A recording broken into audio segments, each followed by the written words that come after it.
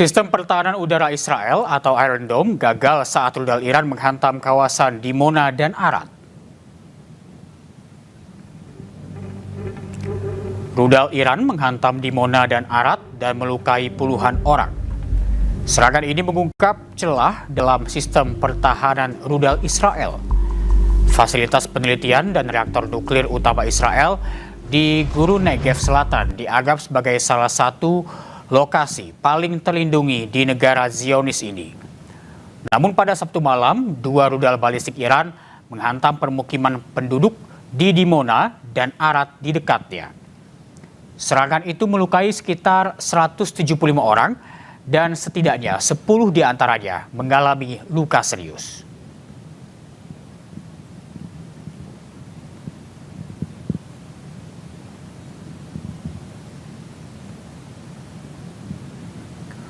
Korps Garda Revolusi Islam Iran merilis rekaman pangkalan bawah tanah yang berisi ratusan rudal.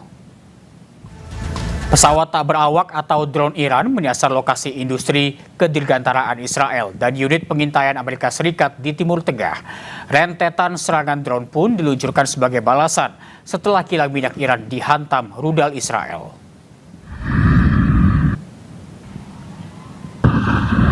Militer Iran mengumumkan bahwa mereka telah meluncurkan serangan menggunakan pesawat tak berawak.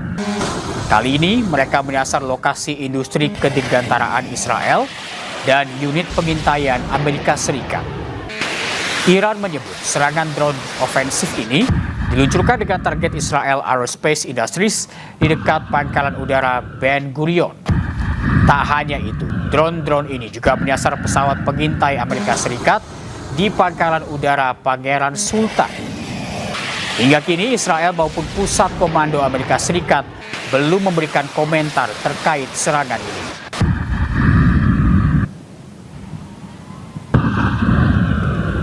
Selain menyerang Iran, Israel juga hancurkan jembatan Sungai Litani dan ratakan desa di Lebanon.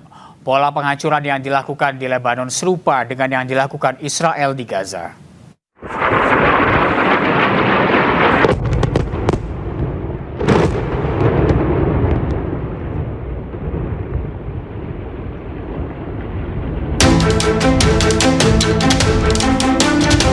Militer Israel secara signifikan meningkatkan intensitas serangannya di Lebanon dengan menargetkan infrastruktur sipil vital. Serangan udara menghancurkan jembatan utama di atas Sungai Litani yang menghubungkan Lebanon Selatan dengan wilayah tengah, bersamaan dengan perintah untuk mempercepat penghancuran rumah-rumah di sepanjang desa perbatasan. Militer Israel telah diinstruksikan menghancurkan seluruh penyeberangan di Sungai Litani. Langkah ini diklaim bertujuan memutus jalur logistik dan pergerakan senjata kelompok Hizbullah ke arah selatan. Serangan tersebut menghantam jalur tol pesisir yang melintasi lahan pertanian, rute utama bagi warga sipil dan bantuan kemanusiaan. Presiden Lebanon Joseph Aoun mengecam keras tindakan ini.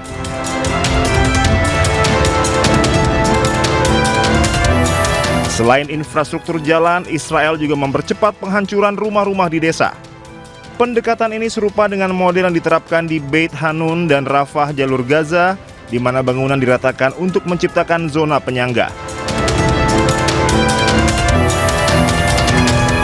Pemirsa, setelah sempat diisukan meninggal dunia, Perdana Menteri Israel Benjamin Netanyahu kembali muncul di publik.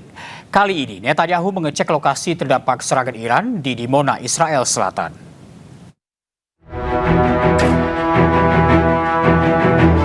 Perdana Menteri Israel Benjamin Netanyahu mengecek langsung lokasi yang terdampak serangan Iran di Dimona.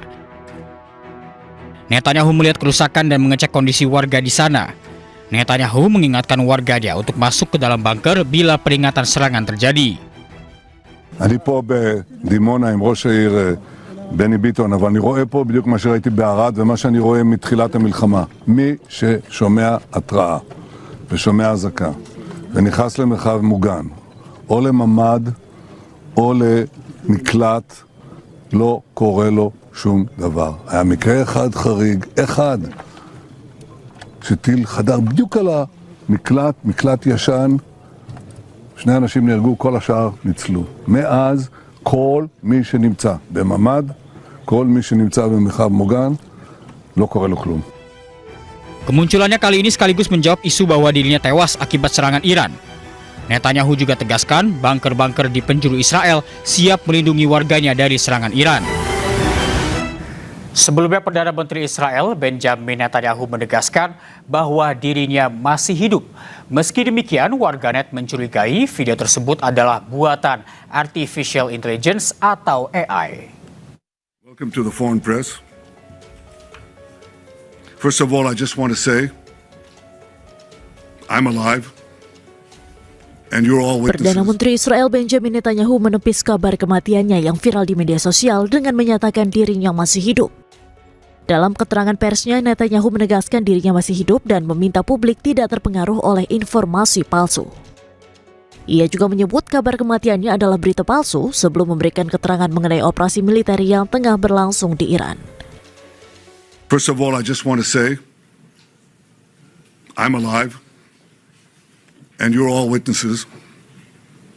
And now that I dispatched this piece of fake news, I want to give you an update on Operation Roaring Lion. Under President Trump's visionary leadership, America and Israel are acting together in Iran with great determination and unprecedented strength. Meski demikian, sejumlah warganet meyakini video yang diunggah juga merupakan hasil rekayasa Artificial Intelligence atau AI. Warganet memandang ada kejanggalan pada lengan baju di pergelangan tangan kiri Netanyahu. Keberadaan Perdana Menteri Israel sempat dipertanyakan publik setelah kemunculannya menuai kecurigaan. Publik menemukan berbagai kejanggalan, mulai dari jari 6 hingga cincin yang hilang.